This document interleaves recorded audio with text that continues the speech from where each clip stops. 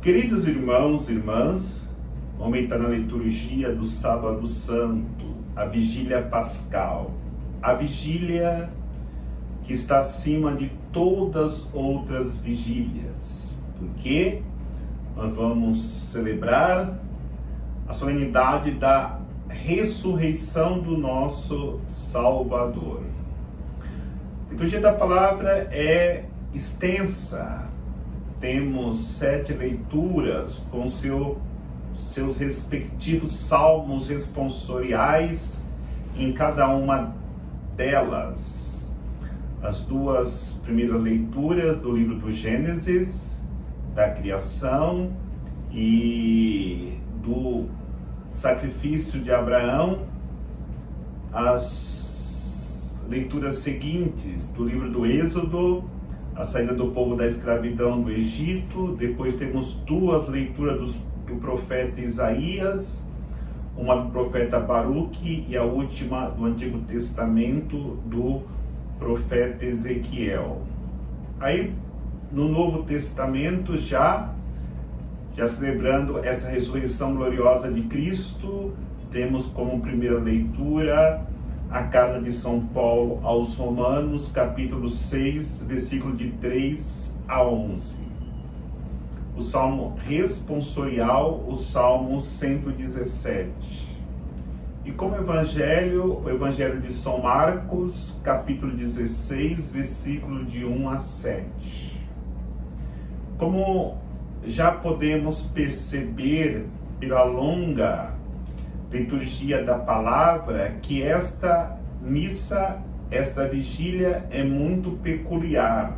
E na realidade, talvez dentro de nós esteja um questionamento, uma pergunta que muito antes de Jesus vir ao mundo, provavelmente 4.000 anos antes, os filhos faziam para o pai este questionamento: por que esta noite é uma noite diferente? A missa, a vigília do Sábado Santo, de fato é uma noite diferente. Basta olharmos os sinais.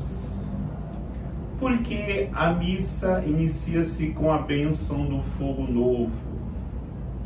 Porque a missa inicia-se fora da igreja? Porque a missa inicia-se com as luzes apagadas da igreja? Porque tantas leituras nesta missa? As crianças, já na Páscoa antiga, faziam estes questionamentos aos seus pais, querendo compreender por que aquela noite, porque aquele rito, aquela celebração era diferente.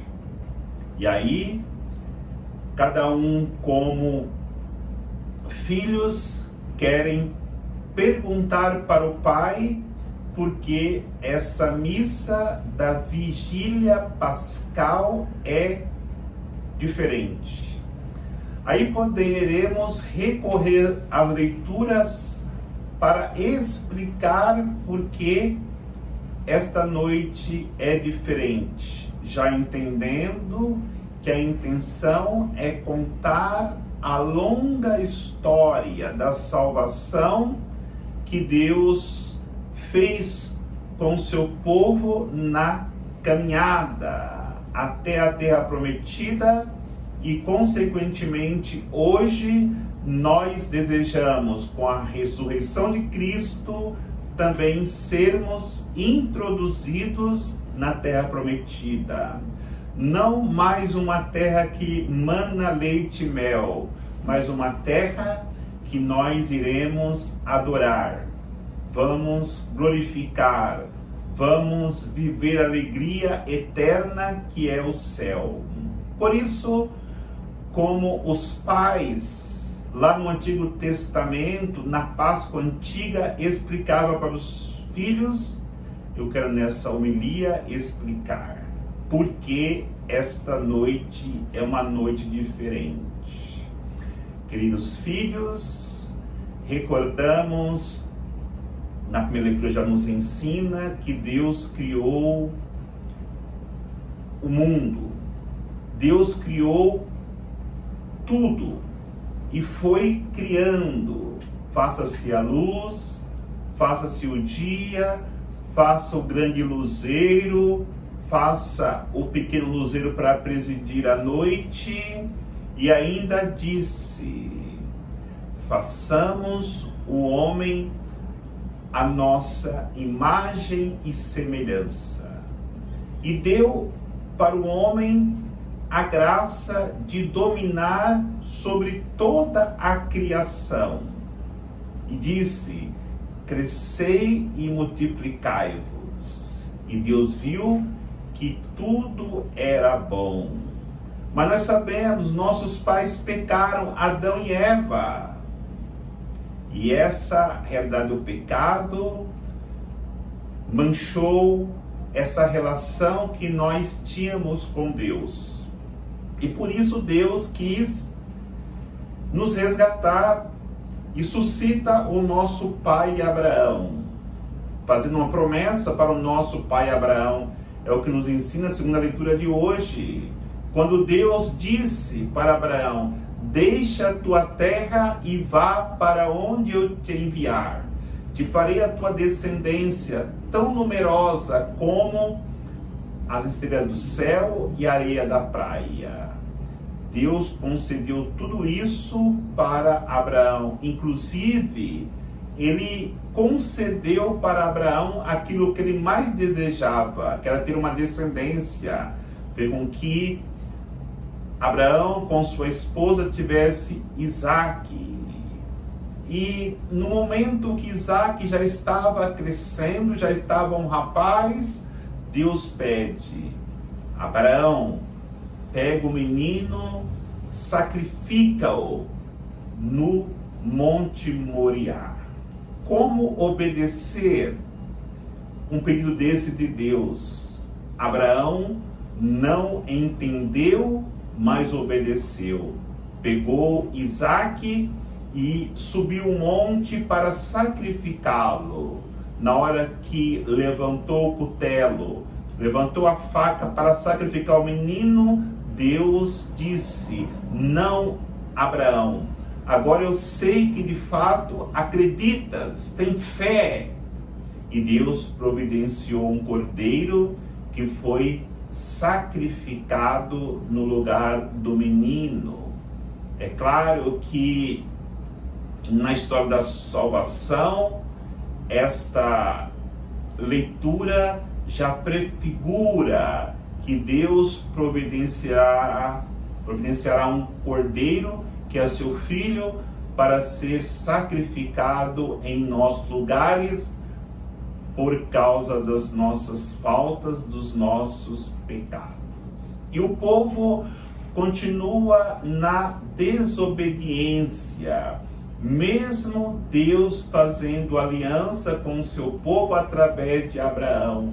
E por essa desobediência, o povo foi para o cativeiro do Egito e ali viveu 400 anos como escravo no Egito. E Deus suscita Moisés, e Moisés tira o povo da escravidão, caminha pelo deserto, e na perseguição de Faraó, como diz a terceira leitura do Êxodo, precipitou no mar cavalo e cavaleiros. E o povo caminhou para o deserto na liberdade até ser introduzido na terra prometida. Por isso Deus quer demonstrar para nós a nossa riqueza. Através do profeta Isaías, ele vai dizer que nós somos preciosos para ele, que vai firmar nossa base com pedras de jaspe, com rubis, vai firmar a nossa casa com safira, para demonstrar assim a riqueza, a preciosidade que nós somos para Deus. E por isso ele vai dizer: se vocês estão vivendo a pobreza, a miséria, vinde para o banquete, tomar vinhos saborosos, carnes medulosas, sem nenhuma paga. E diz: esta minha palavra vai se cumprir.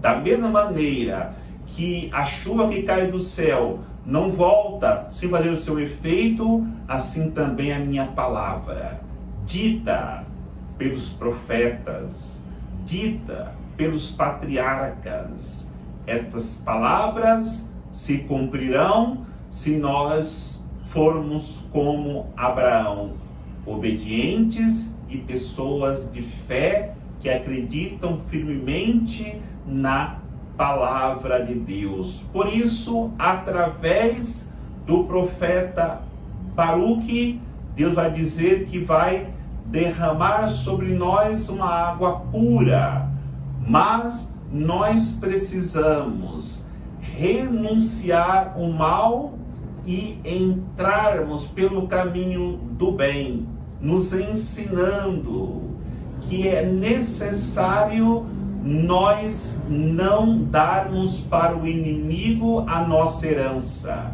A nossa herança é uma herança muito grande.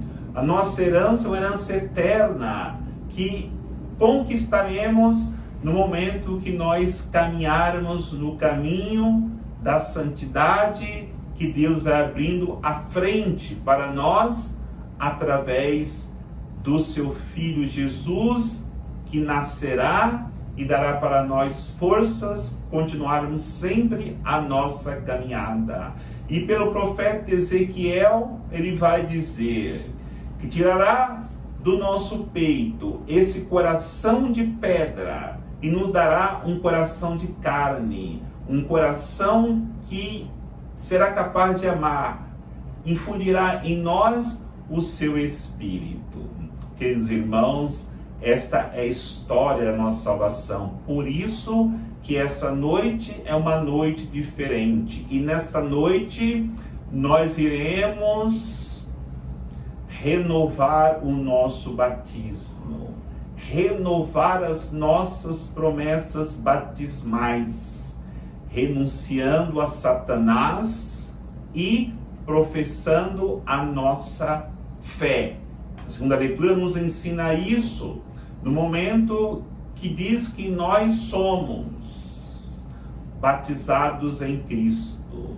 Se batizados em Cristo, nós morremos para o pecado e ressuscitamos para uma vida nova, vivendo com muita alegria a nossa nova condição de filho de Deus, recebida pelo batismo através da paixão, morte e ressurreição de Cristo.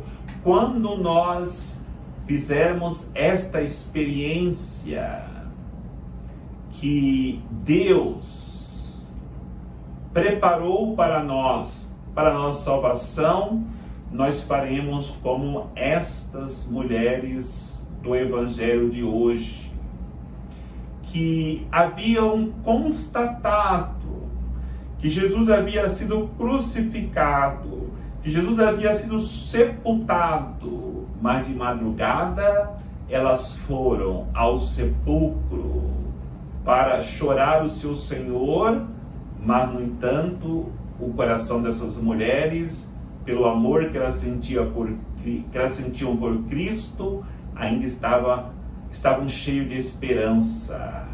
Quando chegam no túmulo, a pedra está removida, está o anjo ali presente, nos demonstrando que Deus pode fazer o impossível na vida daqueles que são obedientes à sua vontade. O Cristo foi sempre obediente ao Pai. O Cristo fez sempre a vontade do Pai. Por isso, ele ressuscitou e aquelas mulheres cheias de alegria anunciaram que Jesus Cristo estava verdadeiramente vivo, estava verdadeiramente ressuscitado. Esta realidade que precisamos constatar nessa noite e anunciar com alegria. Aleluia, Cristo ressuscitou. Aleluia, Cristo está vivo. Essa longa história de salvação faz com que, celebrando esta noite que é diferente, nós sintamos no mais íntimo do nosso coração: eu experimentei a salvação de Deus, porque o meu Senhor ressuscitou e também me ressuscitará no último dia, para que eu possa adentrar a terra prometida, para que eu possa adentrar no céu e viver a alegria eterna, que é o que Deus quer para nós, desde o dia que nós caímos no paraíso, na figura de Adão e Eva. Deus não deixou um único dia de ir ao nosso encontro para nos oferecer na gratuidade a reconciliação com Ele e, consequentemente, a salvação eterna. Que Deus nos abençoe, em nome do Pai, do Filho e do Espírito Santo. Amém. Uma feliz Páscoa para todos.